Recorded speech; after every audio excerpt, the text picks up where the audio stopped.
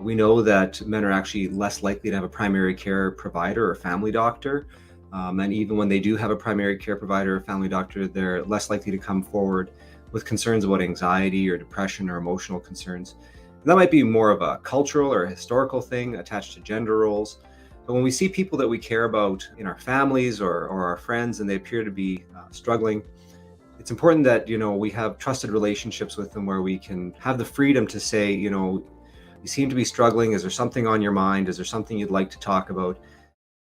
Well, I think the first thing is making sure that you're in a good space to have the conversation, that you're in a place where both physically but also mentally you're able and ready to listen. Part of it is also recognizing what you can and what you can't do.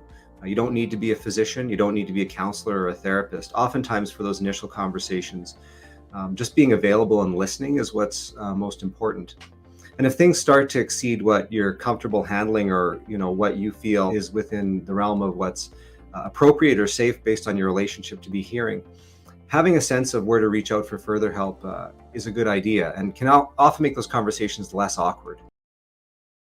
When you're concerned about someone you care about, you might want to have the conversation with them right away, but it's important to take a step back maybe and think about, is this the appropriate place and the appropriate time? You don't want somewhere where there's not a sense of privacy. That being said, when there are emergent concerns, when things are really troublesome, reaching out and just in the moment and just kind of saying, how are things going? Is there something I can help you with?